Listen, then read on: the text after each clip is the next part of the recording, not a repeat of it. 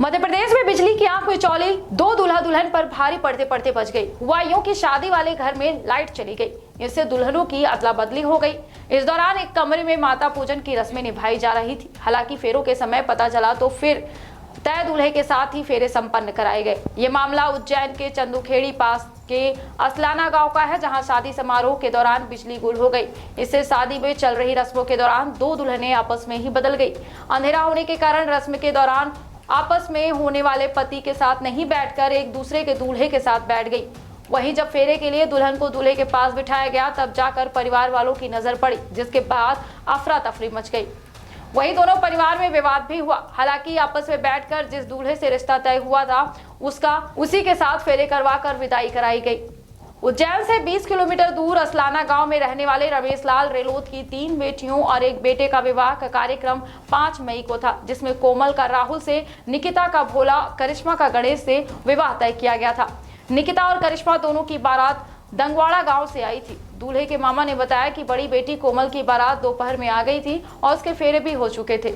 इधर बिजली कटौती के चलते शाम 7 बजे से ही गांव में बिजली नहीं थी। वहीं पूजा वाले कमरे में बिजली नहीं होने के कारण निकिता गणेश के पास और करिश्मा भोला के पास बैठकर शादी की रस्में निभाने लगी। पूरा कार्यक्रम होने के बाद जब दोनों दूल्हा दुल्हन को फेरों के लिए ले जाया जाने लगा तभी लोगों की नजरें पड़ गई। दुल्हन बदलने की बात पता चलते ही हड़कंप मच गया। वहीं गांव वालों ने आरोप लगाया कि रोजाना शाम 7 बजे से रात 12 बजे तक बिजली की कटौती होती है। शादी वाले दिन भी बिजली कटौती की वजह से दुल्हन बदल गई।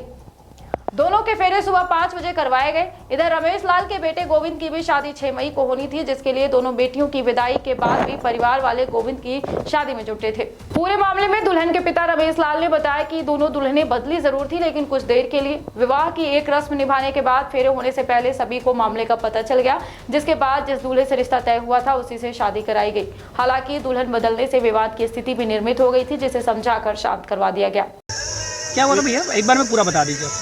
भाई साहब ये हुआ था जी कि लाइट चली गई। हाँ। अंधेरे में घर में पूजन पाठ होता है, वहाँ गलती से इधर उधर बैठ गई, दोनों एक्सचेंज हो गई लड़ी।